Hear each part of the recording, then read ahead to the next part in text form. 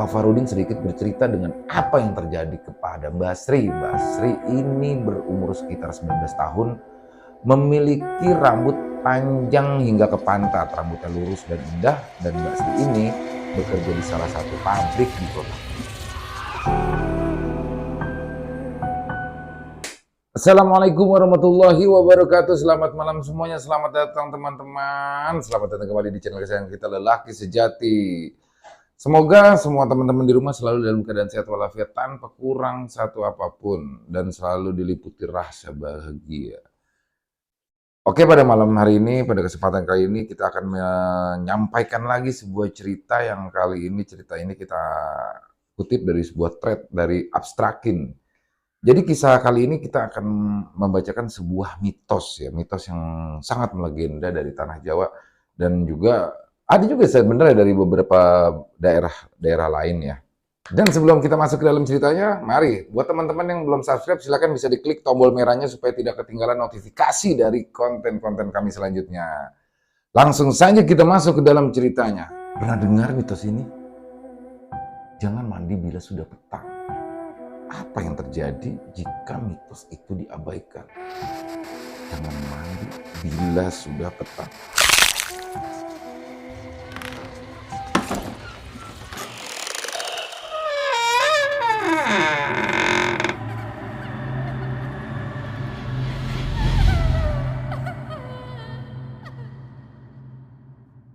Mungkin mitos ini bukan hanya di Jawa saja.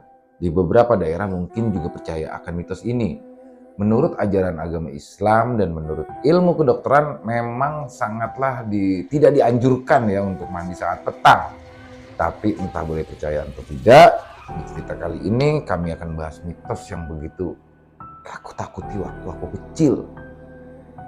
Entah benar atau tidak, mitos itu dilontarkan oleh nenekku kala itu. Dan aku masih berusia sekitar 6 tahunan. Ya namanya anak kecil pasti percaya lah ya, apalagi yang ngomong adalah seorang nenek. Kala itu aku, dia, Arum, Nilam, Anton, Bayu, dan Gilang sedang asik bermain di ladang kosong milik nenekku. Di situ satu-satunya tempat yang luas buat bermain apapun. Biasanya kita main engklek, gobak sodor, lompat tali, dan yang paling kami sukai adalah petak umpet. Nah, aku coba menggambarkan kampungku ini ya. Jadi kenapa aku sebut kampung? Karena wilayah rumahku itu bukan termasuk pedesaan yang di pelosok gitu. Karena termasuk kota. Bahkan untuk ke bandara saja cukup waktu sekitar 15 menit dan dari Jalan Pantura hanya 5 menit. Tapi ketika aku kecil, kampung ini termasuk salah satu kampung yang terangker. Bahkan sampai sekarang pun masih terlihat angker sih ya. Di kampung ini daerah yang masih banyak kebunnya. Jadi masih jarak antara rumah warga yang satu dengan yang lainnya tuh agak jauh. Biasanya diselingi oleh kebun. Ya banyak, walaupun sudah banyak lah ya penduduk itu saat itu. Tapi letak antara satu rumah dan rumah lain tuh berjauhan lah. Selalu dibatasi kebun.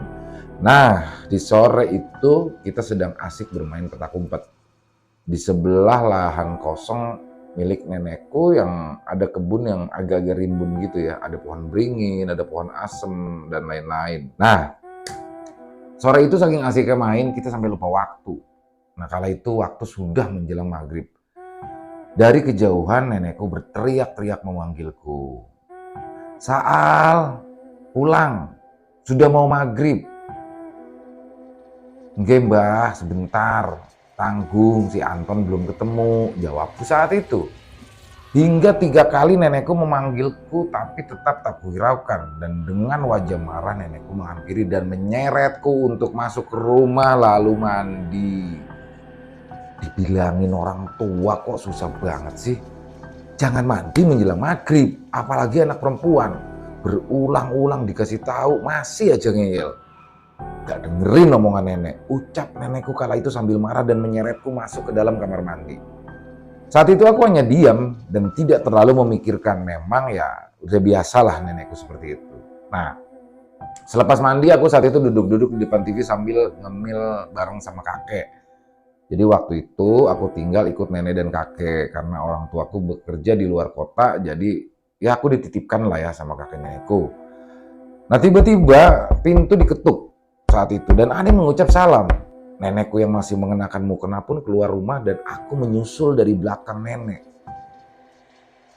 Waalaikumsalam, nenek menjawab salam itu dan ternyata yang datang adalah Om Ragil, ayah Anton. Nek, saya mau nanya sama Saal, tahu Anton nggak? Kok Anton dari tadi belum pulang? Ucap Om Ragil dengan wajah yang cemas. Seketika saat itu nenekku memalingkan muka ke arahku dengan wajah yang marah. Anton di mana? Tadi kan kamu main sama Anton, ucap nenekku kala itu. Saya nggak tahu, Nek. Tadi kan saya disuruh pulang sama nenek. Terus yang masih di situ banyak. Jawabku lagi kala itu. Kulihat raut wajah Om Ragil semakin cemas. Sudah, gini aja deh Ragil. Coba tanya ke anak-anak yang lain, siapa tahu masih main di rumah yang lain begitu. Jawab nenek mencoba menenangkan. Apa tadi kamu main di situ, Sal? Tiba-tiba kakekku datang sambil menunjuk ladang kosong tempatku bermain. Aku pun cuma mengangguk kala itu. Apa jangan-jangan Anton masih di hutan itu? Atau Anton diculik di demit penunggu situ? Batinku saat itu yang tidak-tidak. Begini saja deh Ragil. Kalau memang Anton nggak ketemu dan nggak ada yang tahu Anton, hubungi Pak RT dan kumpulkan warga ke sini sekarang.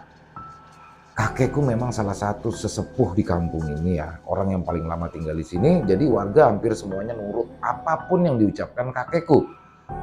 Dan aku yakin saat itu bahwa kakekku pasti tahu keberadaan Anton. Dan benar saja, seluruh warga saat itu sudah berkumpul dan sudah bersiap untuk mencari Anton.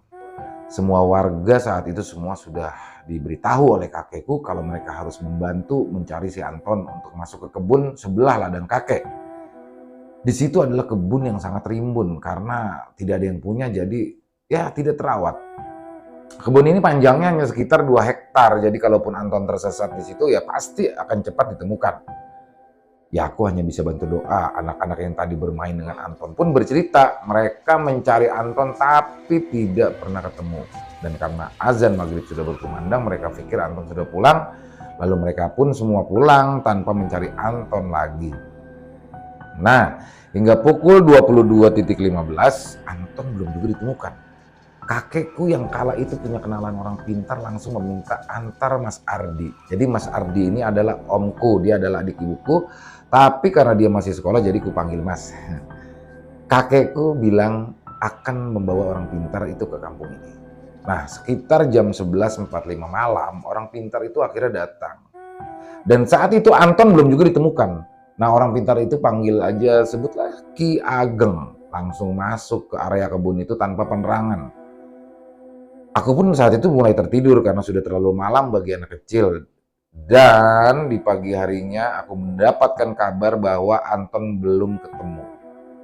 Anak-anak yang kala itu bolos sekolah semua membantu pencarian Anton.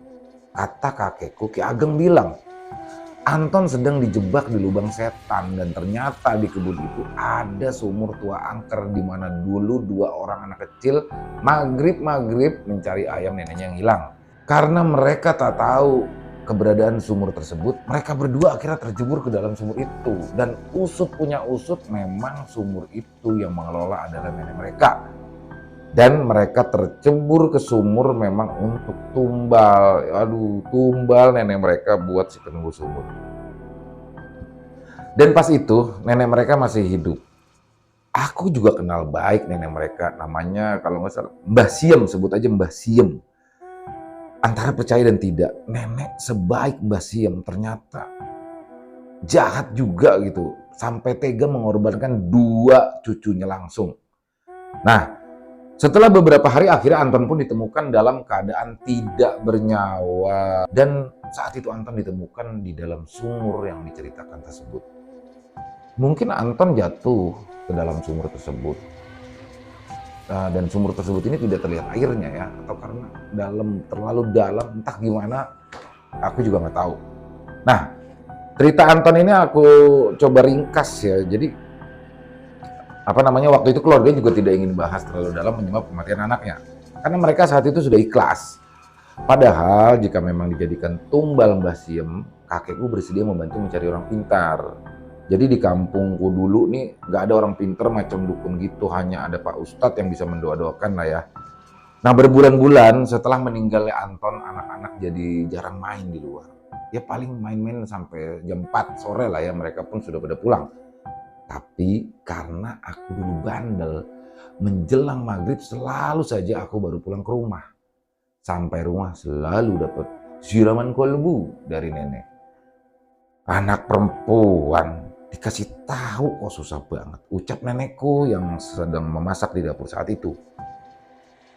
Nek, aku ini masih kecil, ya masa main aja nggak boleh sih? Nek, protesku kala itu.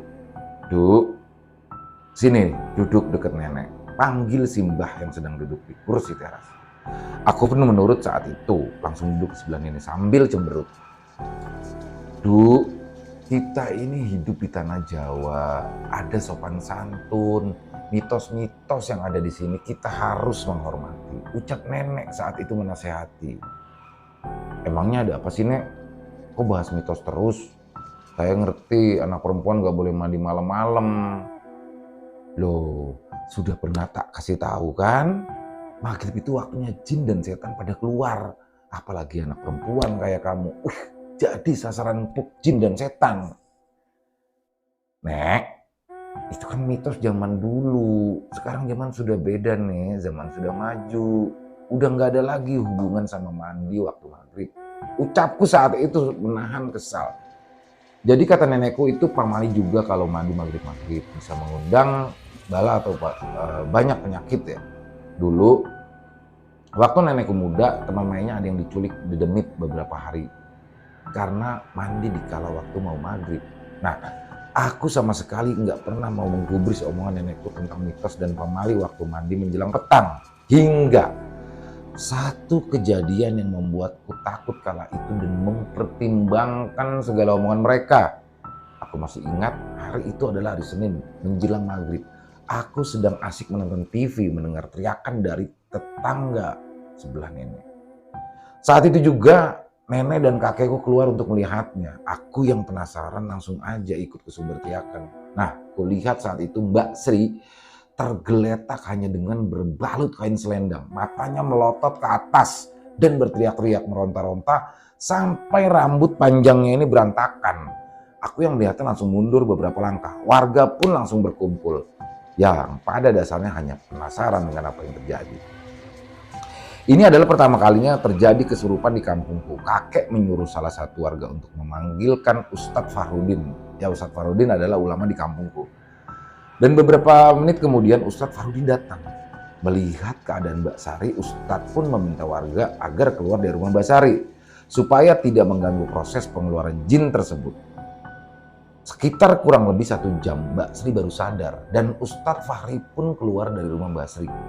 Pak Farudin sedikit bercerita dengan apa yang terjadi kepada Mbak Sri. Mbak Sri ini berumur sekitar 19 tahun, memiliki rambut panjang hingga ke pantat, rambutnya lurus dan indah, dan Mbak Sri ini bekerja di salah satu pabrik di kotaku.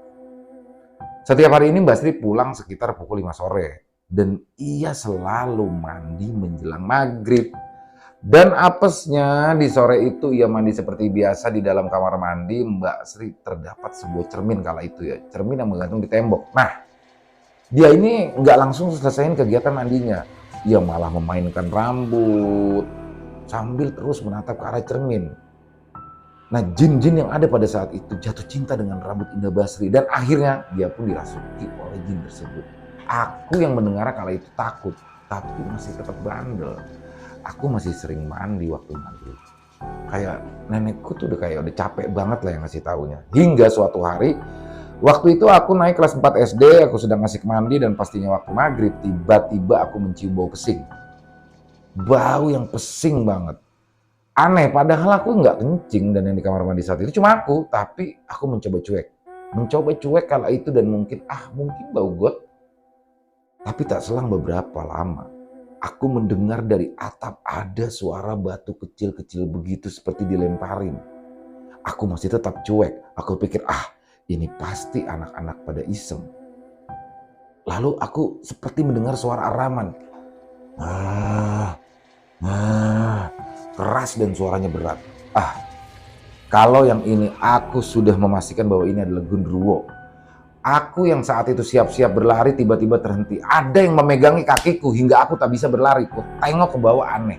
Tidak ada yang memegangi kakiku. Tapi kenapa kakiku seolah-olah ada yang mencengkram kuat dan tak bisa berlari. Tiba-tiba nafasku sesak dan belakang tengkukku terasa panas dan merinding. Aku berusaha berteriak tapi tak bisa. Dan tiba-tiba aku sudah tak ingat apa-apa lagi. Saat terbangun, aku sudah berada di dalam kamar bersama nenek dan Tante Okta, yaitu adik dari ibuku. Aku pun berusaha bangun untuk duduk, tapi kakiku rasanya mati rasa. Dan di kakiku membekas seperti lebam ungu. Aku hanya teringat ketika di kamar mandi tiba-tiba kakiku seperti ada yang mencengkram. "Du, kamu tidur aja dulu. Jangan bangun, badanmu belum bisa diobati. Nunggu kakek pulang bawa obat," ucap nenek saat itu sambil merebahkan badanku lagi. Dan tanpa kurasa aku pun menangis dan tak tahu apa yang terjadi. Aku hanya merasa aku ingin bangun tapi nggak bisa. Dan ternyata aku baru tahu kalau aku itu kesurupan hingga pukul 11 malam. Aku barulah sadar rasanya badanku saat itu sakit semua, kaku dan tak bisa bergerak. Aku hanya bisa menangis merasakan sakitnya badanku. Nenek dan Tante Okta pun menenangkan. Kulihat di luar sudah banyak warga yang menolong dan menonton. Saat itu aku pun disuruh meminum jus daun kelor. Kalau nggak salah sih, sedikit lupa lah ya. Intinya aku disuruh minum jus dan dipaksa untuk tidur. Dan saat aku terbangun di kamarku lumayan ramai dan ada juga bapak dan ibuku. Aku melihat raut wajah cemas di muka mereka. Sedikit bingung sih. Bangun-bangun kok udah rame gitu. Dan beberapa warga juga masih terlihat di depan kamarku. Tante Okta saat itu memberiku air putih dan badanku terasa enteng ketika pas bangun. Waktu itu aku masih kecil guys. Jadi belum balik. Jadi masih terlalu polos jadi nggak ngerti apa-apa. Nah setelah kejadian itu aku pun lebih sering kerasukan. Dan jin yang di dalam kamar mandi itu kayak seperti sudah nempel dan ngikut terus. Beberapa kali aku pernah melihat wujudnya pas maghrib-maghrib. Aku masih duduk di teras tapi ngerasa hawanya sumpek kayak panas lah gitu ya. Aku lihat di samping kiriku, agak jauh lah sekitar 2 meter. Aku melihat wanita dengan kain putih lusuh berbercak merah darah. Rambutnya panjang lebih dari kaki. Saat itu ia menatapku menyeringai di hadapanku, merinding. Pengen saat itu aku timpuk. Mau lari atau teriak gak bisa sampai akhirnya aku pingsan lagi dan bangun-bangun. Sudah pagi. Nah setelah kejadian itu warga di kampungku ikut resah dan gak berani lagi mandi maghrib-maghrib. Pernah salah satu warga, sebut saja Mas Puji, pulang kerja sekitar setengah 6 sore, dia mandi. Dan dari atas kamar mandinya duduk perempuan berbaju putih berambut panjang menjuntai. Saat itu pun dia terkejut dan berteriak hingga menggegerkan kampungku. Dan mitos itu pun akhirnya berkembang di kampungku. Bahkan selepas maghrib tak ada warga yang berani keluar rumah. Dan beberapa warga yang melihat kemunculan perempuan lusuh atau biasa disebut Mbak Kun, jadi atau kuntilanak. Kok aneh ya? Padahal yang pertama aku lihat di kamar mandi itu Gundurwo. Jadi ya mitos jangan mandi saat petang ini masih berkembang di kalangan beberapa warga kampungku hingga saat ini. Ilmu kedokteran pun sih sebenarnya juga tidak menyarankan untuk mandi setelah maghrib ya. Tidak disarankan karena pada saat itu posisi jantung tuh mulai melemah lah ya. Dan meningkatkan resiko penyakit paru-paru basah. Kalau menurut nenekku sebagai orang Jawa pada saat maghrib itu adalah waktu yang sangat disukai oleh jin dan setan untuk menampakkan diri dan mengganggu manusia. Jadi waktunya mereka bereksistensi. Dan pada saat kita mandi, jin dan setan itu akan mudah jatuh cinta kepada kita karena mereka melihat seluruh aurat dari tubuh kita.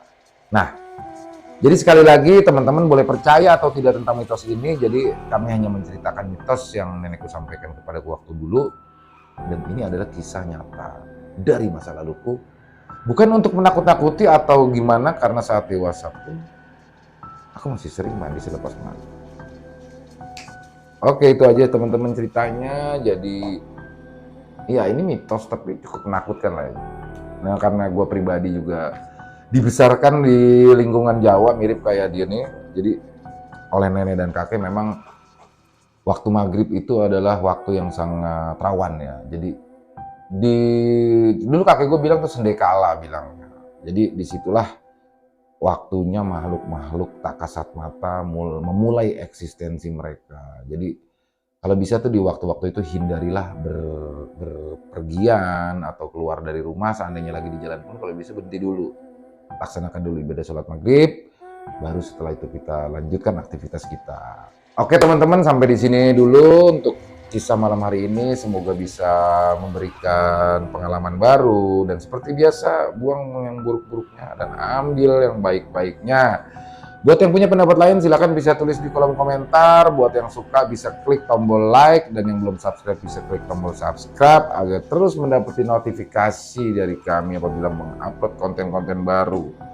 Sampai jumpa lagi di konten-konten kami selanjutnya yang pastinya tidak kalah seru. Dan buat teman-teman yang suka dengan cerita radio bisa nonton di channel kami yang satunya bernama Extreme Movie. Sampai jumpa lagi di konten-konten kami selanjutnya masih bersama lelaki sejati. Ciao.